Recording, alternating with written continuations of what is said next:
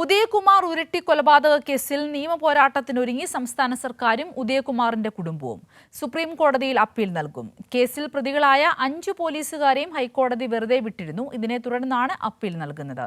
വിവരങ്ങളുമായി ഷീജ ചേരുകയാണ് തിരുവനന്തപുരത്തു നിന്നും. ഷീജ, നീതിക്കായി ന്യായത്തിനായി ഏതറ്റം വരെ പോകുവാനും തയ്യാറാണെന്ന് തെളിയിച്ചിരിക്കുകയാണ് സംസ്ഥാന സർക്കാർ. ഉദയകുമാറിന്റെ കുടുംബത്തിനോടൊപ്പമാണ് ഇപ്പോൾ സുപ്രീം കോടതിയിൽ അപ്പീലിനായി പോകുന്നത്.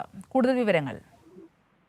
തീർച്ചയായും സിന്ദൂരി, ഏതായാലും ഉദയകുമാർ ഉരുട്ടിക്കൊല കേസുമായി ബന്ധപ്പെട്ടുകൊണ്ട് ഉദയകുമാറിന്റെ അമ്മയ്ക്ക് നീതി ലഭിക്കുന്നത് വരെയും ഈ ഒരു പോരാട്ടം അതിൽ സംസ്ഥാന സർക്കാർ ഒപ്പമുണ്ടാകും എന്നുള്ളൊരു കാര്യം തന്നെയാണ് വ്യക്തമാക്കിയിരുന്നത്. അതിന്റെ ഭാഗമായി തന്നെയാണ് ഹൈക്കോടതി ഈ കേസുമായി ബന്ധപ്പെട്ടുള്ള പ്രതികളെ മുഴുവൻ പേരെയും വെറുതെ വിട്ടുകൊണ്ടുള്ളൊരു വിധി കഴിഞ്ഞ ആഴ്ചയിൽ വന്നിരുന്നു. അതിന്റെ ഒരു അടിസ്ഥാനത്തിൽ തന്നെയാണ് ആ വിധിക്കെതിരെ ഇപ്പോൾ സുപ്രീം കോടതിയെ സമീപിക്കാൻ വേണ്ടി സംസ്ഥാന സർക്കാർ തീരുമാനിച്ചിരിക്കുന്നത്. അതിന്റേതായിട്ടുള്ള നടപടിക്രമങ്ങൾ സംസ്ഥാന സർക്കാർ ആരംഭിച്ചു കഴിഞ്ഞിട്ടുണ്ട്. അതിനൊപ്പം തന്നെ കുടുംബത്തിന്റേതായ നിലയ്ക്കും ഇപ്പോൾ സുപ്രീം കോടതിയെ സമീപിക്കാൻ തീരുമാനിച്ചിട്ടുണ്ട്. അതിന് നേതൃത്വം നൽകുന്നത് പൊതുപ്രവർത്തകനും നിലവിൽ തിരുവനന്തപുരം നഗരസഭയുടെ ഡെപ്യൂട്ടി മേയർ കൂടിയായിട്ടുള്ള PK രാജുവാണ്. കാരണം ഇദ്ദേഹമാണ് ആ കുടുംബത്തോടൊപ്പം ഈ നിയമ പോരാട്ടത്തിൽ തുടക്കം മുതൽ നിലനിന്ന വ്യക്തി എന്ന് പറയുന്നത്. അതുകൊണ്ട് തന്നെ അദ്ദേഹം ഈ ഒരു കേസിൽ കുടുംബത്തിന്റെ ഭാഗമായി തന്നെ അമ്മയെ കൊണ്ട് തന്നെ ഇതിൽ അപ്പീൽ നൽകാൻ വേണ്ടി തീരുമാനിച്ചിട്ടുണ്ട്. അത് അമ്മയുടെ ആഗ്രഹം കൂടിയാണ്. ഈ കേസിൽ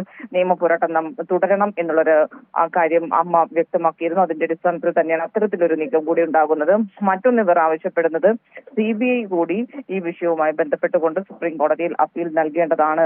അത്തരത്തിലുള്ള നടപടി കൂടി എത്രയും വേഗത്തിൽ ഉണ്ടാകണം എന്നുള്ളൊരു ആവശ്യം കൂടിയാണ് കുടുംബം മുന്നോട്ട് വെക്കുന്നത്. ഏതായാലും സംസ്ഥാന സർക്കാരിന്റേതായ രീതിയിൽ അപ്പീൽ നൽകാൻ തീരുമാനിച്ചിരിക്കുന്നു.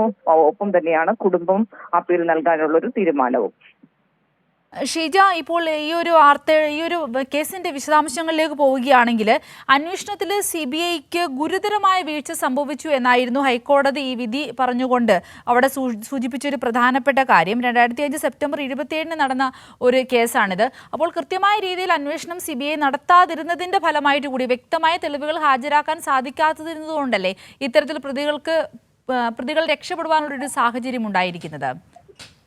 തീർച്ചയായും സിദ്ധൂരി, അതായത് 2005 സെപ്റ്റംബർ 27 ഉദയകുമാറിനെ ഫോർട്ട് പോലീസ് സ്റ്റേഷനിൽ കൊല്ലപ്പെട്ട നിലയിൽ കണ്ടെത്തുന്നത്. അതായത് ഉരുട്ടിക്കൊലപാതകമായിരുന്നു അതെന്നുള്ളത് പിന്നീട് പോസ്റ്റ്മോർട്ടം റിപ്പോർട്ടിലൂടെ അടക്കം തെളിഞ്ഞിരുന്നു. ഈ കേസ് ആദ്യം ലോക്കൽ പോലീസും പിന്നെ ക്രൈംബ്രാഞ്ചും അതിനുശേഷമാണ് CBIയിലേക്കും എത്തിയത്. പക്ഷെ സിന്ധൂരി സൂചിപ്പിച്ചതുപോലെ തന്നെ ഈ കേസിലെ വിധി കഴിഞ്ഞ ആഴ്ചയിൽ ഹൈക്കോടതി പ്രഖ്യാപിക്കുമ്പോൾ ഇതിൽ പ്രധാനമായും സൂചിപ്പിച്ചത് ഈ കേസിൽ ഇതുമായി ബന്ധപ്പെട്ടുള്ള തെളിവുകൾ കൃത്യമായ രീതിയിൽ ഇതൊരു കൊലപാതകമാണ് എന്ന് തെളിയിക്കാൻ CBIക്ക് കഴിഞ്ഞിട്ടില്ല എന്നുള്ളതാണ്. അതുകൊണ്ട് തന്നെയാണ് ഈ കുടുംബം ആവശ്യപ്പെടുന്നത് CBI ഈ കേസുമായി ബന്ധപ്പെട്ടുകൊണ്ട് അപ്പീൽ നൽകേണ്ടതാണ് എന്നുള്ളൊരു ആവശ്യം അവർ മുന്നോട്ട് വെക്കുന്നത്. എവിടെയെങ്കിലും എന്തെങ്കിലും പഴുതുകൾ ഉണ്ടെങ്കിൽ അത് കൃത്യമായ രീതിയിൽ മാറ്റി കൃത്യമായ രീതിയിൽ ഈ കേസ് അതിന്റെ അന്വേഷണം അതിന്റെ റിപ്പോർട്ട് കൃത്യമായ രീതിയിൽ കോടതിയിൽ സമർപ്പിച്ച് തന്നെ മുന്നോട്ട് പോകേണ്ടതുണ്ട് എന്നുള്ളതുകൂടിയാണ് ഈ കുടുംബം ആവശ്യപ്പെടുന്നത്. ഏതായാലും